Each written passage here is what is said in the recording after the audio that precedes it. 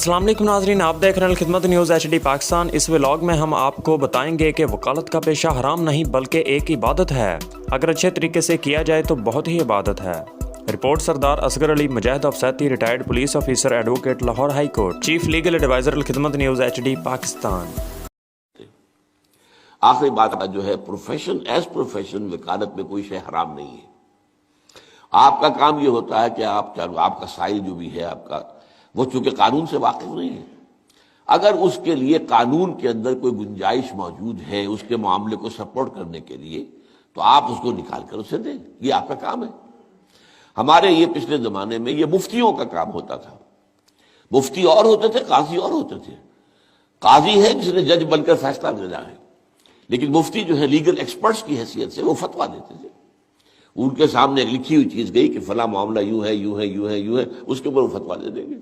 वो ये नहीं है कि गवाह बुलाए कि इसने फला शख्स ने आपके बारे में ये कही, आइए जरा गवाही दी। ये काम मुफ्ती का नहीं है। मुफ्ती को तो जो चीज दे दी गई है उसके ऊपर उसने एक्सपर्ट ओपिनियन अपना दे देना है, बस।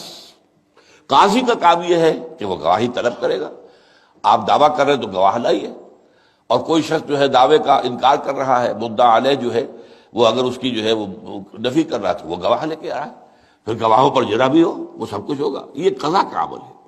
तो ये दर हकीकत वकालत का मामला जो है वो इसी हवाले से फिर एक नौयत के एतबार से तो हराम नहीं है। अलबत्ता उसमें बाज़ औक़ात हराम चीजें आप खुद शामिल कर देते हैं। मतलब झूठ बोलने की तरगीब दे रहे हैं, अपने मुवक्किल से कह रहे झूठ बोलो, और वरना तो ये बात तुम्हारी नहीं बनेगी।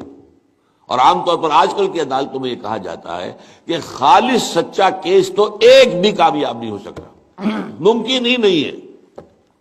यह है फिर माशरे की खराबी है कि माशरे के अंदर न सच्चाई है, न दयानत है, और ना किसी गवाह के ऊपर आप एतमाद कर सकते हैं।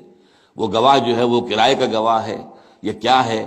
तो इसलिए सारी खराबी जो है वो जुडिशल सिस्टम की वो मौजूद है। लेकिन फी नफ्स से ही वकालत का पेशा हराम नहीं।